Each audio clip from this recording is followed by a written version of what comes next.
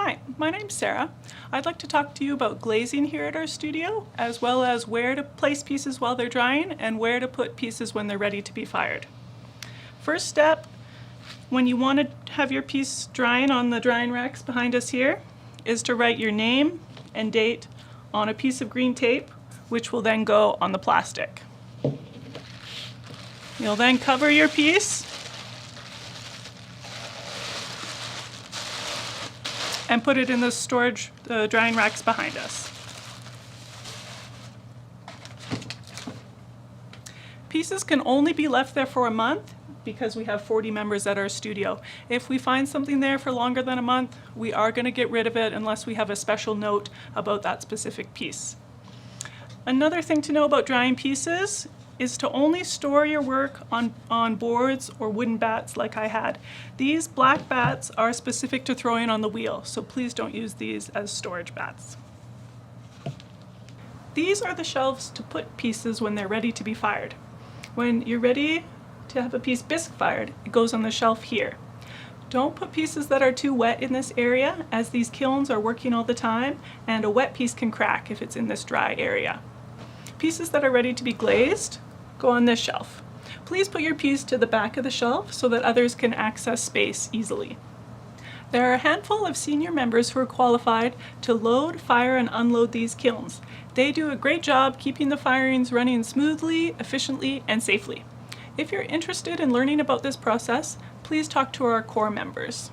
Pieces fresh out of the kiln will be placed at the bottom right of this shelf. As they're here longer, they'll move upward on the shelf. Please take your pieces home as soon as possible. We don't have a huge amount of space to store the pieces of all our members.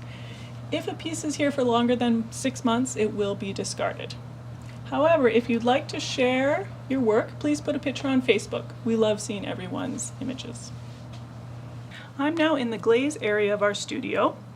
You can find glazing tools beside our glaze sink. You can find many buckets here that house the glaze that our studio members make and use. Behind me are test tiles of the glaze that is made.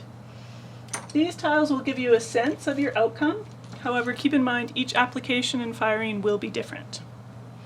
Now, when you want to set up to glaze, it's best to put down some newspaper. You'll especially want to do that if you're working on the canvases. Try to keep it here on this linoleum. This is one type of wax we work with here at the studio. You can find it in this glazing area.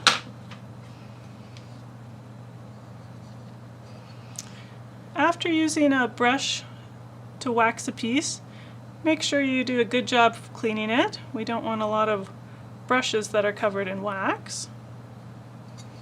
After I've waxed my piece,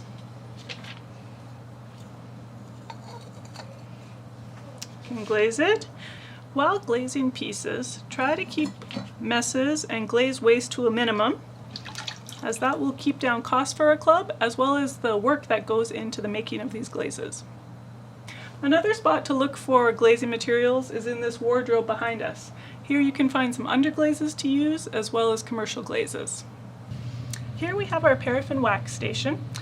This pan should never exceed 200 degrees. Please try to keep drips down to a minimum. And these are the 5 brushes to be used with the paraffin wax. Now this job can be a little smelly, so please turn on the ventilation and open the windows, close the doors while doing this process. The windows can be opened in the studio as the kilns do get hot, things get smelly, but please close them before you leave. Our studio is on a ground level.